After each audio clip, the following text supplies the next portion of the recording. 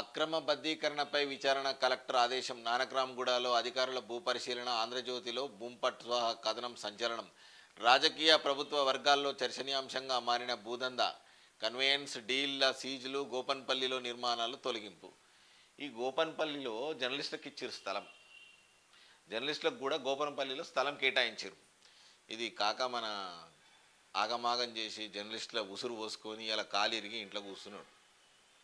ఏ government వచ్చినా సరే ఒక్కసారి తెలంగాణ ఉద్యమము ఊకనే రాలే, అందులో జర్నలిస్టులు కూడా ఉన్నారని తెలుసుకో కేసీఆర్. ఇవాళ నువ్వు చేసిన పాపాలు నువ్వే గుడుస్తున్నావు. తెలంగాణ జర్నలిస్టుల గోస ఉసురు వాళ్ళ కలకల నీకు ముట్టింది, కాలిరిగింది.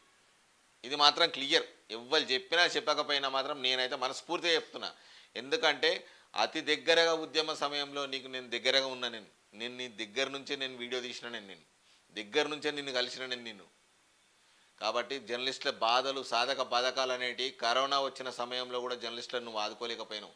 30 మంది జర్నలిస్టులు చనిపోతే ఒక్క జర్నలిస్టులకు ఆర్థిక సాయం చేయలే. ఇక ఒక ఆయన ఉంటాడు, ఆయన ప్రెస్ అకాడమీలో ఒక ఆయన ఉంటాడు. ఈయన భజననే, ఆయన భజననే. ఆ భజనలు కలిసి భజనలకి వెళ్ళిపోయినావు. అట్లే వెళ్ళిపోతావు. మళ్ళా నీ గవర్నమెంట్ వస్తుంది అని చెప్పేసి కలగంటారు. బీఆర్ఎస్ నాయకులారా, మీ గవర్నమెంట్ రాదు. తెలంగాణ ప్రజల గోసలు, తెలంగాణ ప్రజల బాధలు మీరు అర్థం ఇంకా చేసుకోలేదు. ప్రజలలో పోతున్నాం, ప్రజలలో తిరుగుతున్నాం అనుకో. మీకు ఎంత వ్యతిరేకత ఉన్నదో ఒక్కసారి మీరు చెక్ చేసుకోండి. హైకోర్టు ఆదేశం ఇచ్చింది, సుప్రీంకోర్టు ఆదేశం ఇచ్చింది. జర్నలిస్టులకు న్యాయబద్ధమైనటువంటి స్థలాలు ఇచ్చేయరని చెప్పింది. ఎందుకు వేయలే మీరు గోపనపల్లి స్థలాలు మీయా? మీ ఇంట్లోకి వెళ్ళిస్తురా మీరు? న్యాయబద్ధంగా వచ్చేటువంటి స్థలాలను నువ్వు లాక్కొని మళ్ళీ వేరే కంపెనీలకు అమ్ముకున్నావు పైసలకు. దొంగ శాస్త్రాలు చేసిరని జర్నలిస్టులో ఉసురు పోసుకున్నారు. కలకల ఊకేనే పోతుంది. ఇగో రాజధాని హైదరాబాద్లోని నానక్రామ్గూడలో ఔటర్ రింగ్ రోడ్డును ఆనుకొని ఉన్న అత్యంత ఖరీదైన ప్రభుత్వ ఖాళీ స్థలాన్ని అక్రమబద్ధంగా ఉన్నతాధికారులు ఆశ్చర్యానికి గురయ్యారు. 750 కోట్లు విలువ చేసే 5 ఎకరాల ప్రభుత్వ భూమిని కేవలం 15 మందికి జీవో 59 కింద అక్రమంగా క్రమబద్ధీకరిస్తూ గత ప్రభుత్వ హయాంలో జరిగిన దందాలపై ఆంధ్రజ్యోతి ప్రధాన సంచికలో భూంపట్ స్వాహా అనే శీర్షికతో ప్రచురితమైన కథనం సంచలనం సృష్టించింది. రాజకీయ ప్రభుత్వ వర్గాల్లో చర్చనీయాంశంగా మారింది. ఈ కథనంపై స్పందించిన రంగారెడ్డి కలెక్టర్ శశాంక్ అధికారులను ఆరా తీస్తే సర్వే నంబర్ 149కి సంబంధించిన వివరాలన్నీ అడిగి తెలుసుకున్నారు. ఈ వ్యవహారం పూర్తి స్థాయిలో విచారణ చేయాలని అధికారులు. ఇక్కడ ఒక్క దగ్గర కాదు, ఒక్క దగ్గర అంటే ఏమైనా చెప్పాడు చేయొచ్చు. ఒక్క దగ్గర కాదు, తెలంగాణలో 7 గజము గంటెడు జాగున్న కథం పట్టించారు. ఇవాళ మేము శుద్ధపూసలము, మేమేం తెలియదు. ఓ పాతింటికి సున్నం వేసుకొని కేసీఆర్ను చూస్తే బాధ అనిపిస్తుంది. ఆయన ఎవరు? ఆయన హరీష్ రావు అనుడు తప్పే. అసలు లత్కోర్ రావు అనాలి. హరీష్ రావు అనే బదులు లత్కోర్ రావు. సున్నం వేసుకొని ఇంటికి పోయిండని అంటూ సిగ్గు శరం ఉండాలి. అంటే అందుకన్నా ఎన్ని కోట్లు సంపాదించుకురు. తెలంగాణ ప్రజలను మొత్తం దోసుకురు, నిండా నిలువెల్లున దోసుకురు. 70% సర్ప్లస్ బడ్జెట్ ఉన్న రాష్ట్రాన్ని ఇవాళ 5 లక్షల కోట్లకు తెచ్చిరు. 5 లక్షల కోట్ల అప్పుకు తెచ్చిరు. నికరానికి కాదు, అప్పుకు తీసుకొచ్చారు. దాన్ని ఇలా మళ్ళీ తెలంగాణ ప్రజల నెత్తిన భారాన్ని మోపే ప్రయత్నం చేశారు. మళ్ళీ నాకేం ఇల్లు లేదు, మా మామకి ఇల్లు లేదు, మా రామారావుకి ఇల్లు లేదు, వాళ్ళకి ఇల్లు లేదు. లత్కోర్రావు చెప్పే మాటలు అన్నీ గిట్లే ఉంటాయి. త్వరలో పారిశ్రామిక పాలసీ. పారిశ్రామిక రంగానికి నూతనోత్తేజం తెస్తాం, ప్రజలు కోరుకున్న మార్పు చూపిస్తాం. సిఐఐ ఫక్కీ. ఎన్టీపీసీతో ప్రజాప్రతినిధులతో పరిశ్రమల మంత్రి శ్రీధర్ బాబు. గత ప్రభుత్వం రాష్ట్రాన్ని అప్పుల కుప్పగా చేసిందని ధ్వజం. ఇప్పుడే చెప్పిన శ్రీధరన్న అప్పుల కుప్పగా చేసిండు. అది ఎటైతే ఆ సింగరేణి కూడా ఏమేమి ఉన్నదో మొత్తం చూడుర్రి. ఎన్టీపీసీది సింగరేణి కూడా ఎట్లా అయింది, ఏం సంగతి, అందులో ఏం స్కాములు జరిగినాయి. ప్రతి దాంట్లో స్కామే. ఇంట్లో ఉన్నది ఇంట్లో లేదన్నట్టు కానీ కాదు. మళ్ళీ నేను శుద్ధపూసనే అని చెప్పక తిరుగుతురు బయట ప్రజలకు. సిగ్గుండాలే మనం మాట్లాడతాం. ఇంకా మళ్ళా ఇగో దేశంలో కేసీఆర్లో ఎవ్వరు కష్టపడలే. ఇది నిజం ప్రజలారా, ఇది నిజం. కేసీఆర్ లెక్క ఎవ్వరు కష్టపడలే. ఎందుకో తెలుసా? ఏడ జాగుంటే ఆడ కబ్జా పెట్టింది కేసీఆర్ కాబట్టి అటువంటి కష్టం దేశంలో ఎవరు వాళ్ళే పడరు కూడా. ఎందుకంటే ఎవడన్నా వాడు ఒక దగ్గర పెడతాడు, 2 జాగాలలో పెడతాడు కబ్జా, ఇంకో 10 జాగాలలో పెడతాడు. కానీ కేసీఆర్ మొత్తం తెలంగాణ మొత్తంలో పెట్టిండు కబ్జా. కాబట్టి కేసీఆర్ పడిన కష్టం ఎవరు వాళ్ళే. అది నిజమే డ్రామానా, నువ్వు కరెక్ట్ చెప్పినావు డ్రామానా, నువ్వు కరెక్ట్ చెప్పినావు, అది కరెక్టే, అది 100% కరెక్టే. రాష్ట్ర అభివృద్ధి కోసం రక్తాన్ని రంగరించారు, 99% సమయాన్ని పాలనకే కేటాయించారు. 99% పాలనకు కేటాయిస్తే తెలంగాణలో నువ్వు ఇప్పటి వరకు నీ గజ్వేల్ కాన్స్టిట్యున్సీలో ఎంతమందిని కలిసినావో ఒక శ్వేతపత్రం విడుదలయ్యి ఇంతమందిని కలిసినాం, ఇంతమంది రిజిస్టర్ ఉంటుందిగా, సీఎం క్యాంప్ ఆఫీస్కి పోతే రిజిస్టర్ మెయింటెనెన్స్ ఉంటుంది, అది ముంగడబెట్టు. అన్ని బేకార్ మాటలు మాట్లాడతారు, పొద్దుగుచ్చుకునే మాటలు. ప్రజలారా మళ్ళీ వస్తుర్రు, ప్రజలారా దయచేసి వినండి, మళ్ళా వస్తుర్రు, పొద్దురుగని బిచ్చగాళ్ళు ప్రజలలోకి వస్తుర్రు. దయచేసి ఆ బిచ్చగాళ్ళని తరిమి కొట్టుర్రి.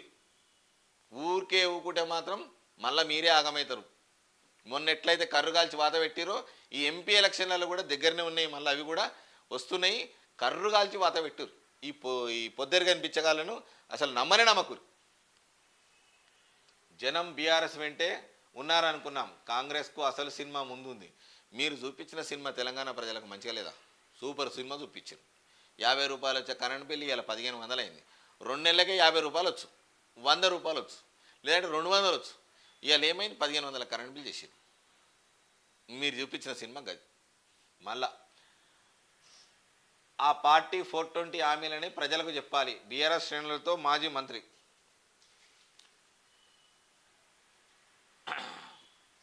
420 హామీలని ప్రజలకు చెప్పాలి, బీఆర్ఎస్ శ్రేణులతో మాజీ మంత్రి కేటీఆర్.